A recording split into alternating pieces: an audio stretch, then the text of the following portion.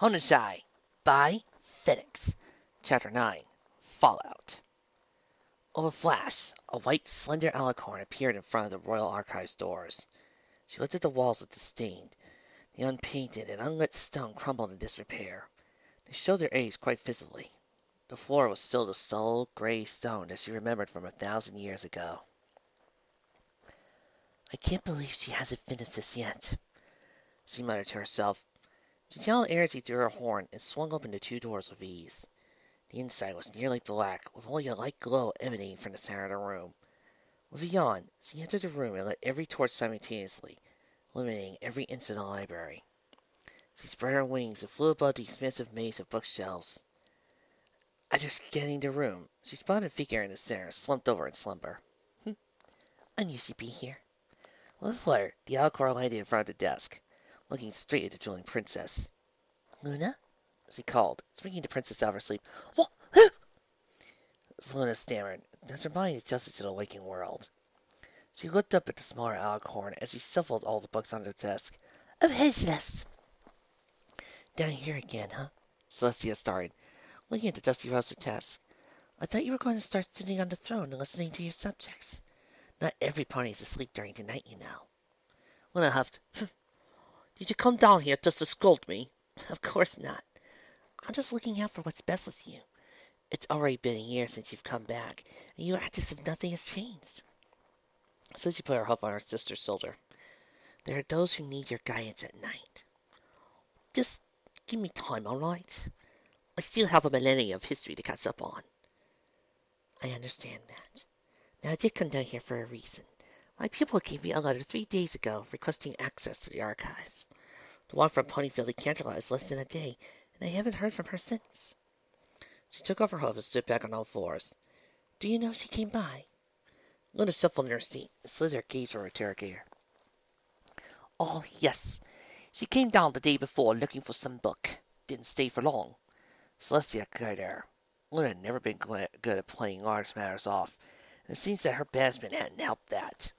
What did she get? Why was I not informed of this? Luna looked down at her pile of books. Her sister watched as the young alicorn struggled to hide her guilt. Celestia's curiosity was piqued, but a cloud of anxiety hung in the air. She was trying to find a spell from Archon, but there's a problem. A problem? Celestia paced back and forth, glancing at Luna's scared text. Yes. Luna took a deep breath. Do you remember the book we received from him after the old castle was built?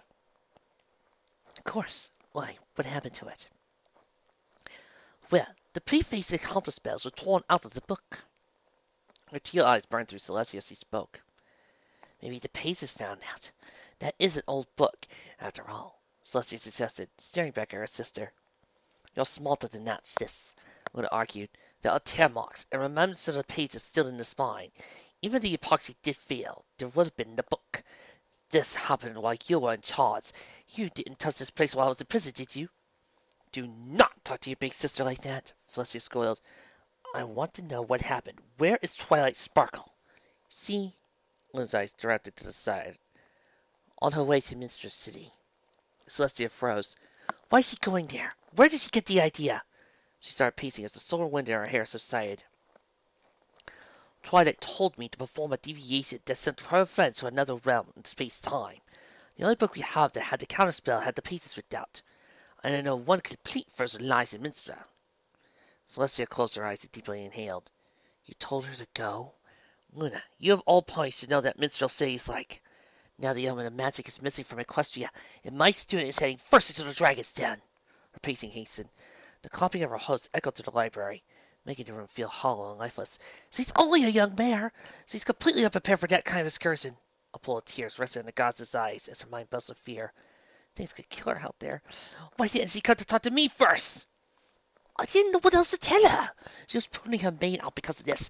I brought her and her friends the element necklaces, so they should be fine. Her body shook as she spoke. They could defeat me when I was Nightmare Moon, and they should be able to wipe the floor with any nose that I scum there. You misunderstand. She stopped to look inquisitively at her sister. Her friends? You mean more than one element left Equestria without my knowledge? She buried her face into her hoof. Why was I not told this? You've been busy for the past few days, and I didn't want to disturb you. Luna said, her face flushing with shame. That's probably why Twilight didn't talk to you the day you left. When did they leave? Susie placed her hose on the desk, stared at her sister.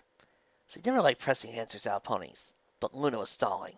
Twilight is more important to me than any business I could possibly have. When did she leave? 2 mornings ago, Luna squeaked. I'm so sorry, Celeste.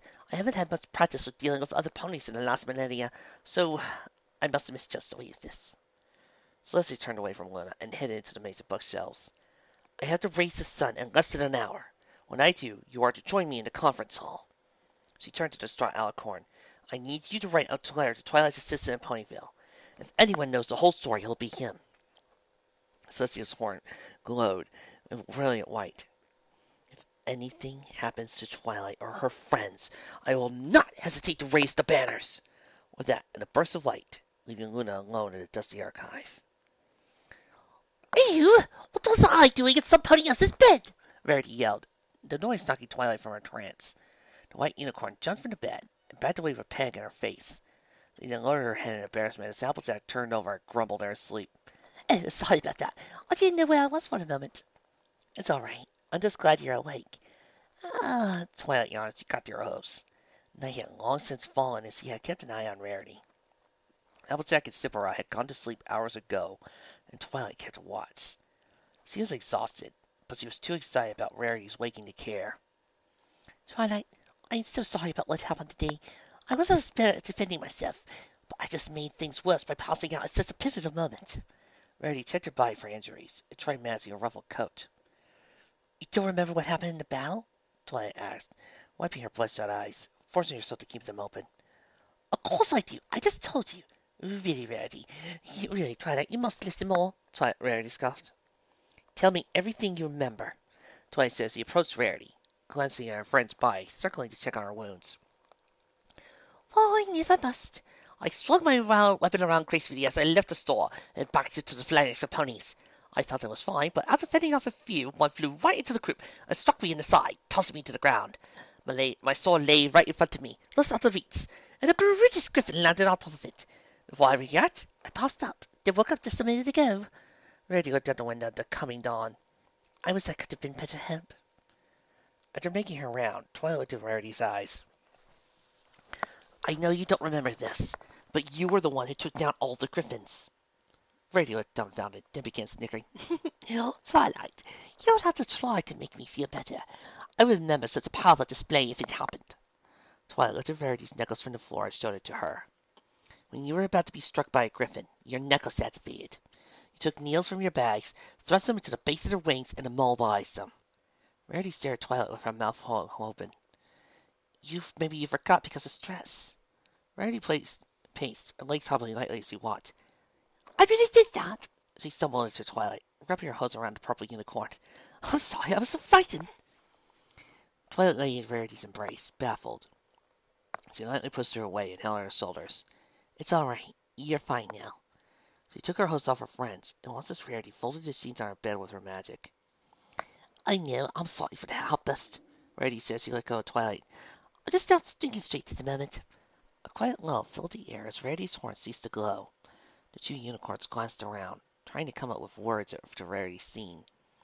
Twilight's eyes lit as grew heavy again, as the bed beckoned her. As she slowly approached the warm, soft, feather-filled mattress, she heard murmurs from outside.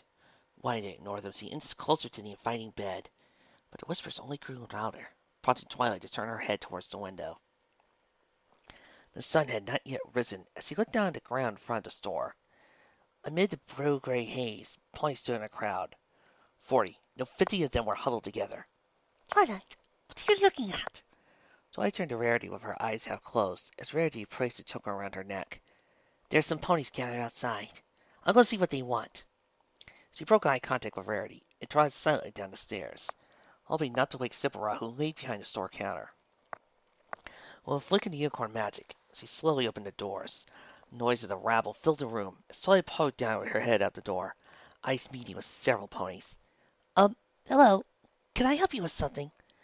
The group fell dead as the last stragglers looked over at Twilight. She gulped and opened the door fully. What are y'all doing in front of the store? Does Sipora open this early? Sipora? A gray blue Pegasus asked. Never heard of her. Then why are you standing in front of her shop? Are you new in town?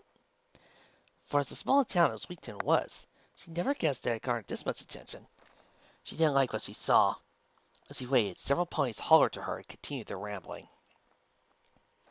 No, ma'am, we just heard a rumor that there are equestrians here.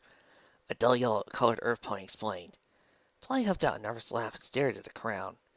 It grew louder and more distracted as Twilight laughed, making him well aware of her creeping back inside the store. Once the door closed, she rushed up to the spiral suitcase. Once she reached the top, she stomped to the door, causing Rarity to glance over full attention. Out of breath, Twilight began. We have a problem. A huge problem. What is it, Twilight? Rarity asked. There's a group of ponies outside, saying they heard rumors of equestrians here. How did you find out about it so quickly? Rarity stopped pacing.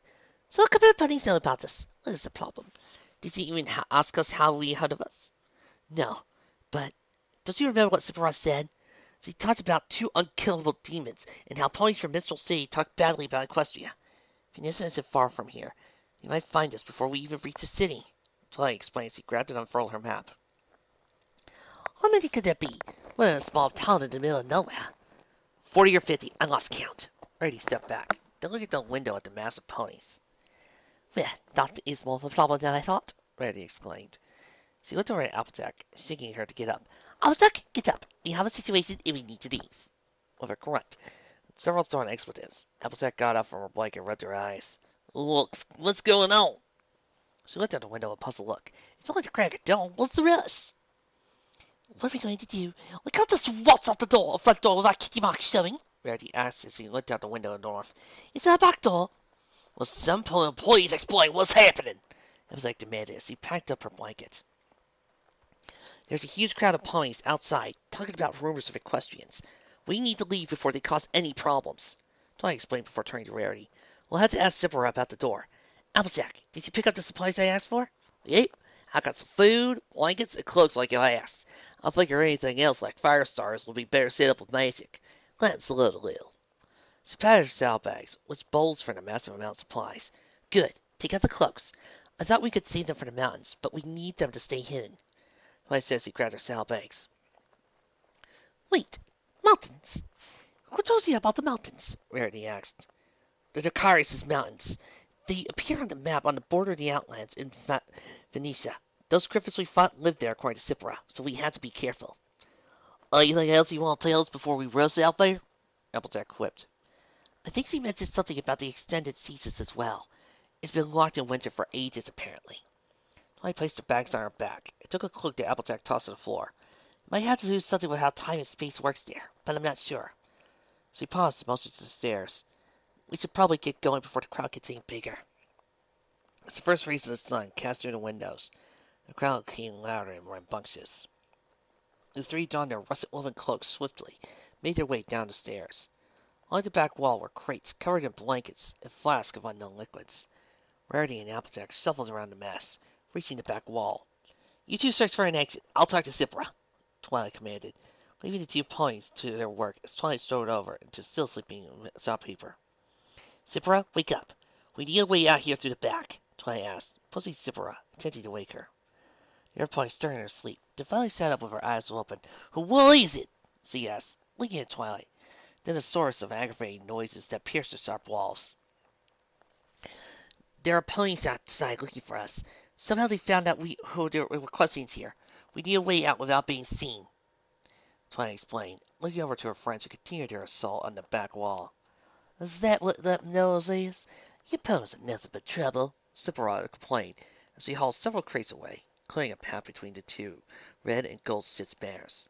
There's a black iron door now sticking out from the wall. There's a back door, but it's been a year since it's been used. Might need a bit of work to get through.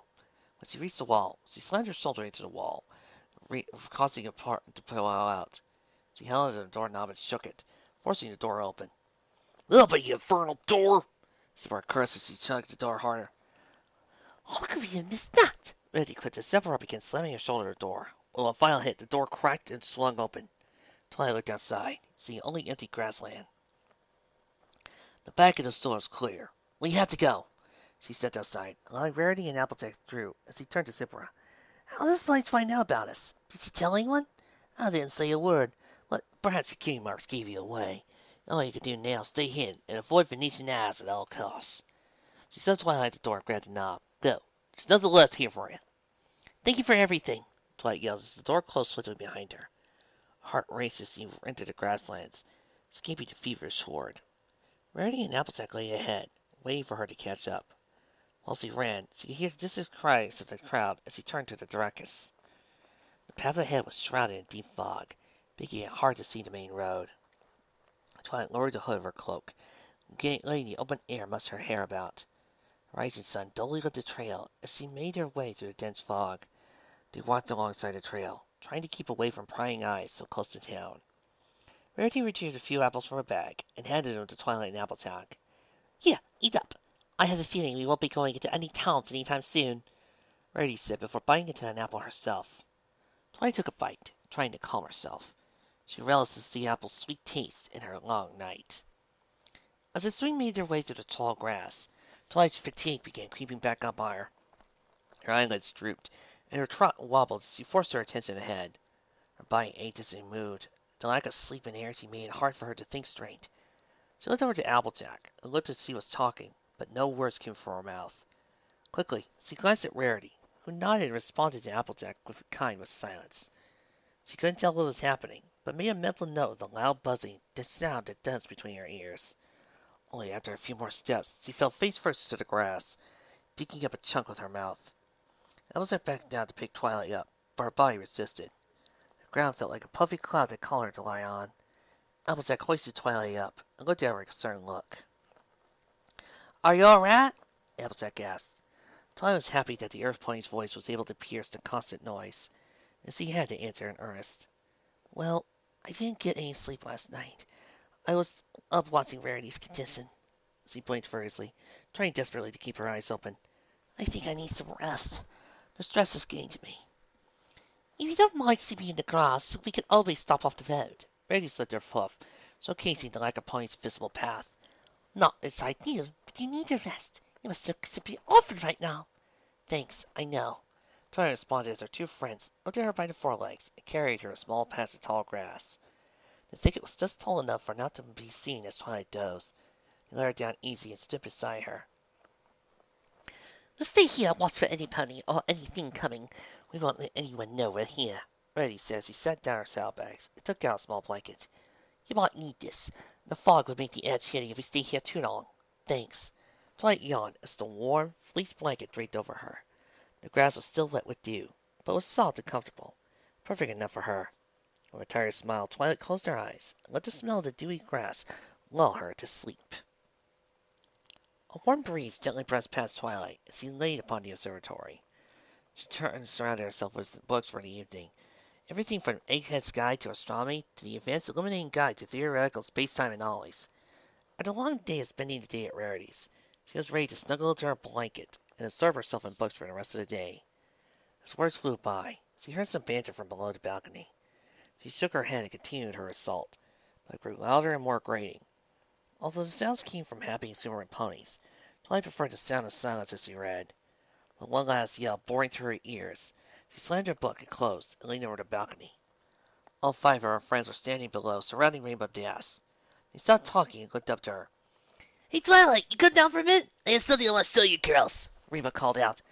"I'll be right down," Twilight yelled back. Step away from the balcony's edge, teleport down to the base of the tree. Rainbow stood there with her head held high, making Pinkie giggle. "So, what do you want to show us?" "I'd like to know as well. I was just in the middle of doing some measurements for a client when you ripped me away from my work," Rarity complained. "Now, there is a good reason.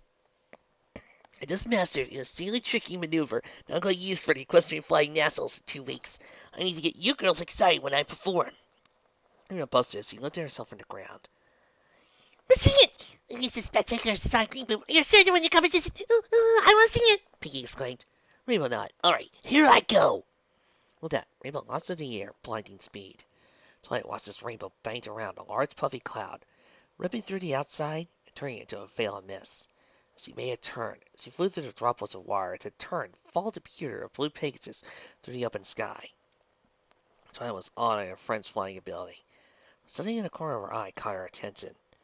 A brown mass tore through the sky, headed in the rainbow's direction.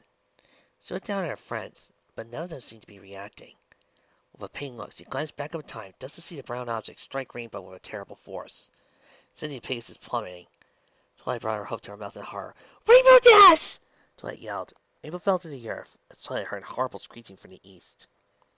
Twilight gasped as the creature slipped down in pursuit of the fallen Pegasus. Reluctantly, she tore her eyes from the scene to see a mass of griffins flying through Ponyville. Fluttershy screamed and flew away, while Applejack and Pinkie stood their ground. A griffin whizzed past Twilight, grabbed Fluttershy, attempting to lift her from the ground as he kicked and screamed. Without hesitation, she ran at a full gallop, charging a spell to save her friend. She heard a horrible scream behind her. She froze, turned around, seeing both Applejack and Pinkie on the ground, with two griffins on their bodies. Shaking, she brought her hope to her mouth, shrieking audible sobs as the griffins tore into their bodies. Before she could run, she caught sight of Rainbow crossing into the earth as a tawny griffin slipping in, dragging the Pegasus away. She tore her eyes as Rainbow's lifeless body was left hanging in the griffin's talons. Twilight slowly backed away, unsure what to do. Rarity was gone, as she turned back to Fluttershy, who was nowhere to be found. Her lower lip quivered, and her sobbing grew louder. She looked for a place to hide. Her mind went blank in blinding fear as she looked. Her ears drooped as she turned back. The sight of a crimson blood pooling around her earth pony friends burned into her weeping eyes. She forced her eyes shut and ran, tears streaming down her face.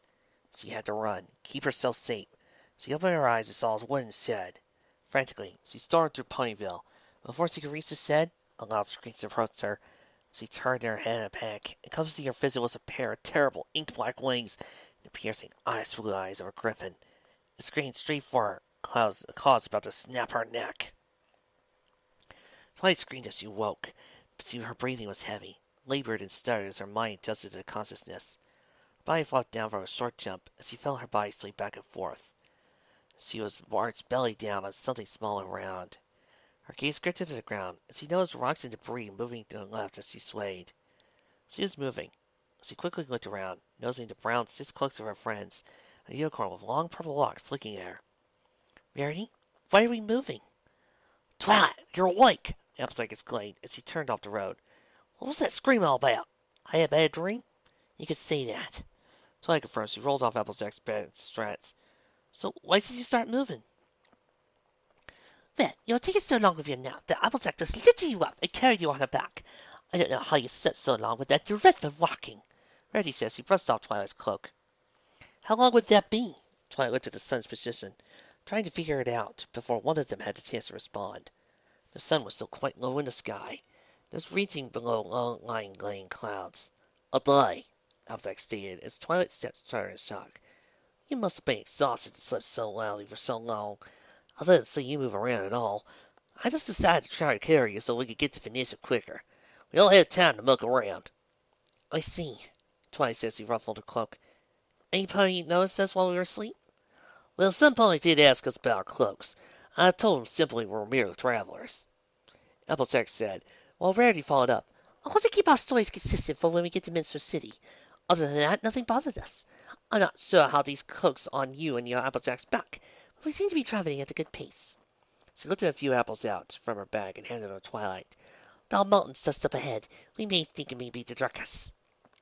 "Looks like it." Twilight turned and looked over the horizon, taking note of the dagger-shaped mountains that surrounded a blue veil.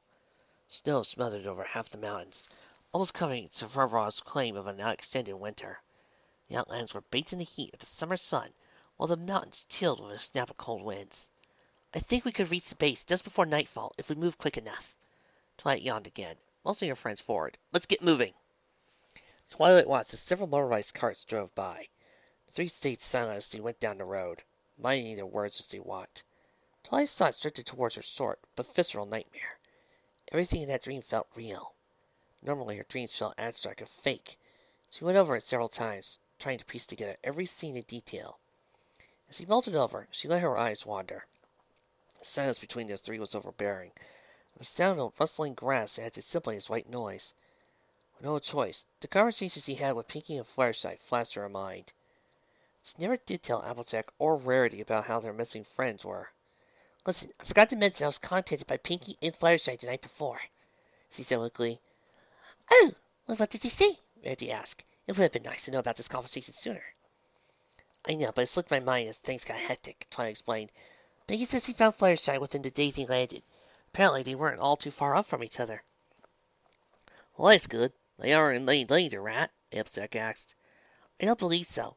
But Peggy mentioned something akin to animal fighting being a large event there. Fluttershy didn't seem too worried about it, and that worries me. It's not anything too dangerous, smiled Zach. Applejack said before she took a bite of an apple as she got out from her bag. Yeah, I thought Fluttershy would be a bit more. Twilight stopped speaking as he looked up at the sky, near the mountain's peak. There, peeking out from a black-gray road, was the moon in broad daylight, something never seen on equestrian soil. She glanced over at the still rising sun, against the angle of the sunlight, making sure she wasn't looking at an illusion.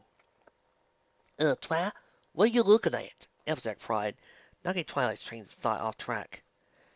Up in the mountains. Does anything look off to you? Twilight pointed at the low-hanging moon. Only the bottom half fully showed as the top obscured into fading in the morning sky. Well, the peaks are a little uneven. They could use a little maintenance as well. Maybe get rid of some of that snow, Rarity suggested. I don't see anything out of the ordinary, Twi. What should I be looking for? No, don't look at the mountains. Look above them. Look to the west. There's something very wrong here. Almost instantly, Rarity and Applejack saw the issue. They looked at each other. Then Applejack scratched her head. What's the moon still doing up at this time of day? I don't know. What is so loaded by now? But the sun is taking it over by itself.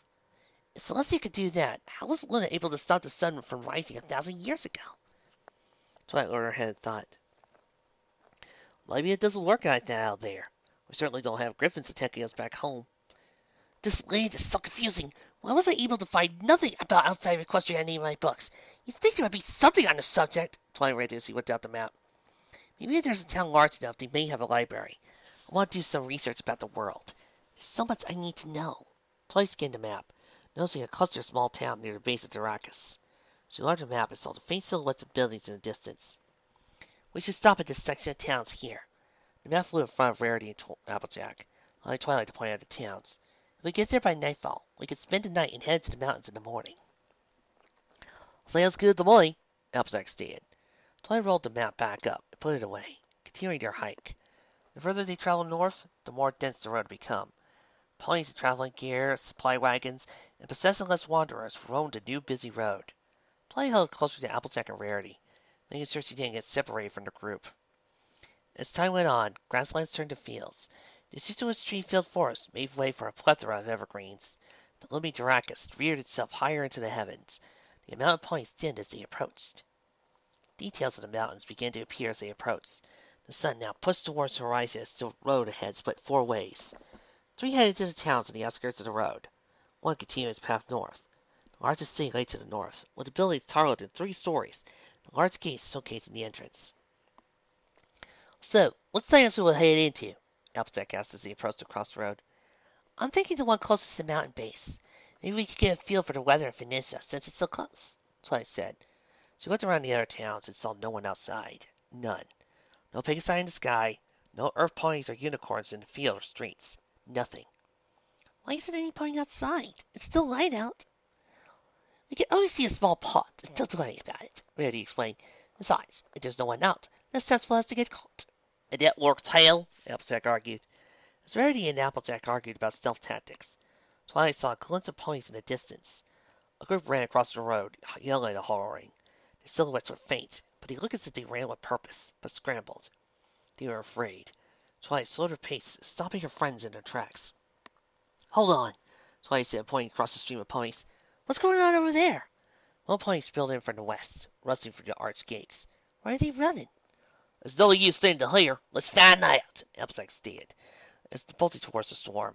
Wait for us! Twilight yelled, framing for Rarity. The air near the town stayed as warm as before, with no hint of chill at the mountains.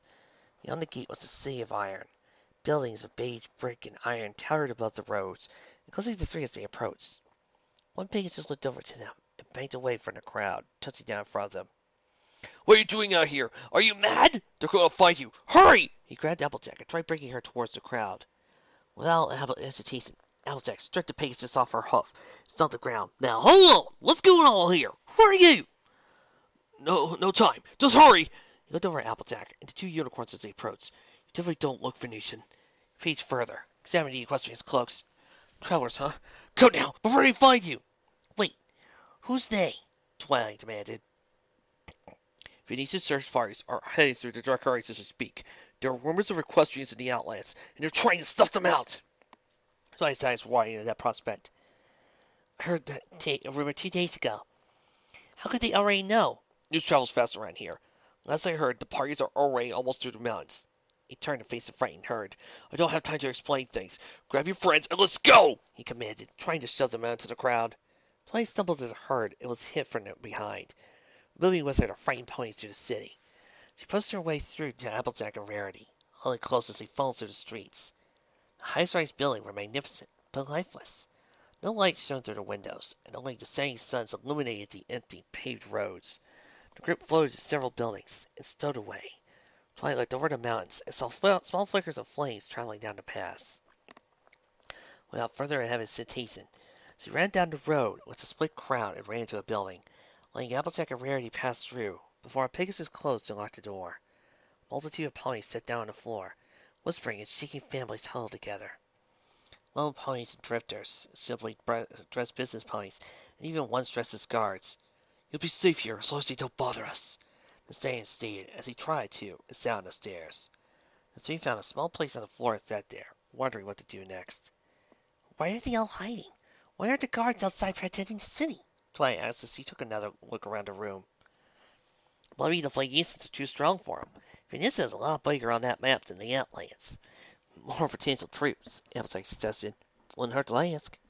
Before Twilight could stand up, a small filly ran to the three and looked at him inquisitively. She was a white filly with light blue hair, standing there with her mouth hung open. Where are the kids for? You look so cool, she asked with enthusiasm. What adventurous do you have? Rarity sighed, showing Twilight off to gather information. We all travel all over the world, hunting for lost treasures and riches. Twilight stood and weaved her way around the excited huddled ponies, approaching a stallion in makeshift armor. He simply stared at the floor with a defeated gaze. Excuse me, why aren't there any ponies outside defending this town? I'm new here, I'm just curious, Twilight asked, waiting for the stallion to respond. We don't have a protective force. Any pony that tries to protect us gets taken by the griffins during patrols. We haven't had any real protection in years, the stallion stated, body unmoving. All we can do is let things happen as they happen. No pony's willing to fight anymore. But you're wearing the armor of a guard. Why aren't you fighting? Twilight pleaded. I'm wearing this for my own protection. I was in the guard before they disbanded, but the stallion stood and unbuckled his chest plate, revealing a twisted, blackened scar across his side. I was attacked by a griffin and barely survived. I'm no use now. He sat back down in defeat, closing the chest piece. I'm so sorry, was all Twilight could mutter at the stallion's explanation. She joined back the group, noticing that Rarity was still speaking with the filly. She kicked the dragon right in the snoot, and it flew off, breathing flames of smoke and fire all around us. Rarity continued her tale. Before she could finish, the filly stood up and ran back to her mother, jumping up and down in glee. The mother closed the filly's mouth and husked her. The clopping of hooves made themselves heard beyond the walls, choking Twilight with tension. No pony spoke a word as they marched. Twilight faced her friends against the window to see the coming battalion. Near the gate, a double-file line of armored ponies in cloaks began their march down the street, opening doors and smashing windows to get inside buildings. Search everywhere! Those equestrians are to be found! A pure stallion, silver armor yelled. I want them found now! Twilight slunk back into the window and hid herself. It was like a rare to cut closer and huddle together. What do we do? I haven't been able to find any information about this place. The pony's willing to defend the town. Twilight shook as the sound of broken glass came closer. We can't do much. If they find us with the townsfolk, we risk their safety. They might be get tried for harboring us. Applejack stated, grabbing Twilight's shoulder to stop her shaking. Can't we do anything? We have no way to fight for themselves if we do. Twilight said, bringing her head back and looking out the window again. Several ponies screamed and ran out the doors of several buildings, prompting the Venetians to seize them and throw them to the pavement, screaming. Another window smashed. Twilight turned back to Applejack and stared straight at her. I'm gonna be honest with you, Twilight. There's nothing we can do. We can't risk getting caught for Fluttershy's sake. This is the Outlanders' war, not ours. If we don't leave now, it'll only get worse. So what's the plan? Rarity asked, peeking her head between the two. I'm not sure we can use another back door. Twilight tried to swallow the lump in her throat. I'm going to teleport us out here. I only transported 2 before, but I'm sure I can move 3. Twilight said as her horn began to shine with a purple light. Several ponies murmured as she charged the spell. One called approached, but after a few moments the three disappeared from the room in a flash of white light. They landed near the city gates, just behind the battalion. Twilight shook her head, peered up, nosing the gaze of several Phoenician ponies. She took a step back, preparing to gallop away. "Run!" she yelled, as several guards with bladed weapons in their mouths charged at the three. "Take them out! Don't let them escape!" the commander yelled, as the three exited through the gates. Twilight was still exhausted from the long hike and oversleeping. She had to move quickly. Four of the armored ponies gave chase. One bolted to the sky and flew overhead, landing in front of the three. Rary ripped out 5 needles and hurled them at the paces. Swiftly dodged 2, but took 3 in his side. He fell and clutched his side as Twilight leapt over his body. They ran down the road. The soldiers closed their distance, yelling at them to stop. Twilight turned around, her horn flaring with energy as a sudden wall of flame erupted before their heart, cutting out their pursuit. They stopped and moved towards the fire, while Twilight, Rarity, and Applejack disappeared to the forest of evergreens, nestled at the bottom of the daiquiris. Twilight slowed her pace against the tree, panting and shaking. Large shockwaves shook the ground, knocking the snow off the trees. Twilight watched the snow back, looked back, watching a plume of smoke rise above the sideline, her pony screaming in anguish. Rarity and Applejack scoured the area for soldiers, laying low to avoid being seen. "Did we lose them?" Rarity asked. "We should keep moving.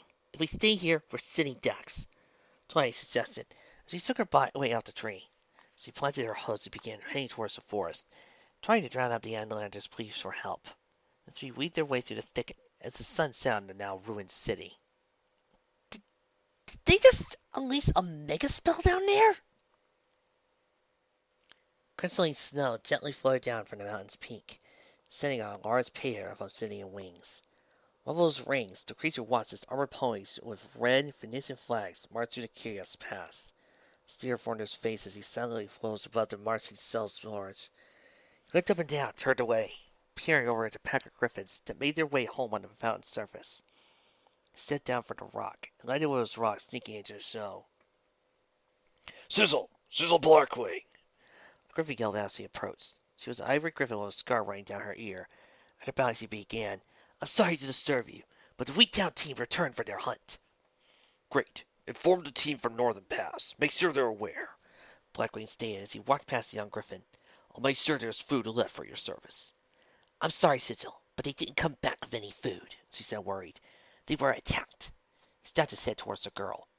"They fled? But it was a meager hunt of Fenix ponies. They should have been easy. I didn't train cowards." His face twisted in fury.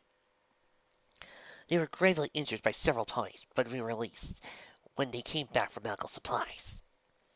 Blackwing looked at her puzzled. "They were shown mercy by Outlander ponies. They would have beaten them to death." He paced a few steps, letting the falling snow cool his temper. "Where are they now?" "They are racing at the apex, sir. The medical teams are passing them up as we speak." "Thank you, Arya," he said as he unfolded his wings. "You are no true griffin. Your name doesn't begin with G." He headed back to the medical wing to await instruction. "I don't know what ensued." With that, he flew up over the steep cliff face, arriving at the apex. It was a large, flattened section of the mountain, surrounded by the crossed iron gates, frozen thicket beds. The flames scattered to the apex, warming the chilled griffins through the eternal winter. Griffins surrounded the injured team, mending their wings and extracting needles from their tendons. Two of them winced. One yelled as trickles of blood poured from their wounds. "What happened? I heard a rumor about mercy from ponies," Blackwing asked as he landed beside the team. "Everything was transpired as normal, Sizzle, but there were these 3 strange ponies who fought with them." The griffin cringed as the last needle was pulled. "We almost took out one of them. I went in for a kill. The sea glowed with intense light and took out the 5 of us with sealed needles." "5 of you?" Blackwing interrupted. He looked over the rank, realizing who the missing hunter was. "What happened to Ton?" "She was killed by a Mesa Head, Sizzle. One of the locals killed her before she had a chance to strike." Blackwing lowered his head. "She had much potential."